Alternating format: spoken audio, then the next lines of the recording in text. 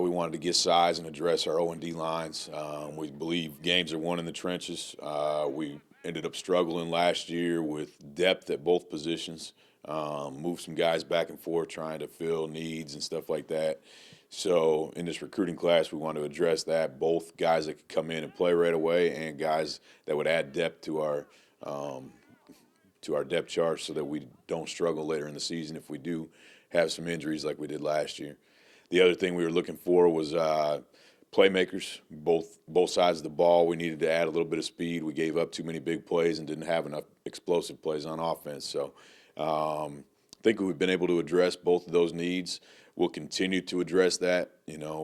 For NAI, today isn't the end of recruiting. It's just kind of the beginning of it. So, we'll continue to address both of those, and hopefully we can continue to fill both those needs. How many do you anticipate getting today? How many would you like to get in the class overall? Today we'll probably end up with 20, 25, including our 5 mid-years. So 20 new guys and then 5 guys that came in January. And then at the end of recruiting, we'll be around 50. You kind of touched on it earlier. When you're NAIA, you're subject to late offers and people swooping in. It's a really inexact science, isn't it, at that point? Yeah, exactly. You're keeping your fingers crossed and hoping the guys that you've selected as your top recruits are coming in. And you're going to lose some. You may gain some that you didn't expect. 2 years ago, I got a LOI came in from a kid that told me he wasn't coming. On signing day. So, you get surprises like that, and then you get surprises in the negative fashion where you lose a kid to either, more money or whatever the draw may be to them. You touched on the need for more size and more physicality in the trenches. Do you feel like you accomplished that? And you touched specifically on trying to get that immediately. Some JUCOs involved here, I assume?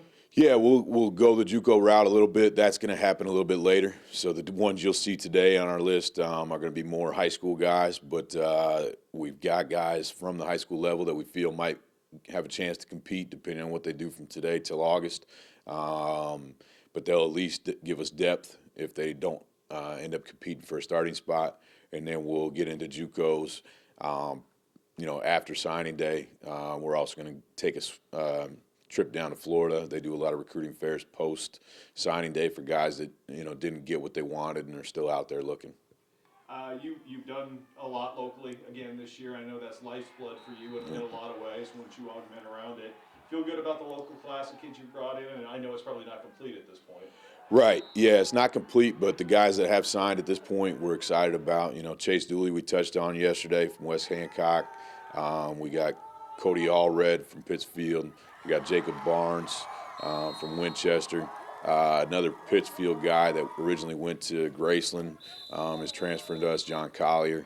Kyle Cucarola is a little bit further outside of the immediate area, but he's from Dupo, Illinois, who brings some size to the table. So we've got, like you said, we've hit the local area. We're excited about those guys, interested to see, what they do when they get to campus and how they compete. Last one for you. I know last year was tough on everything, and I'm sure you felt that pinch a little bit in recruiting. You're still selling a vision, though, aren't you?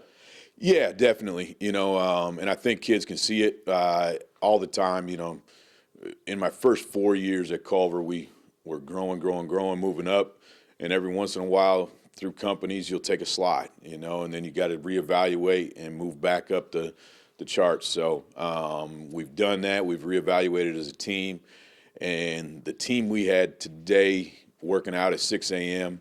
is 180 degrees different than the team we had last October, November. Obviously, the losses take a toll on some guys and create some negativity, but our team has done a 180.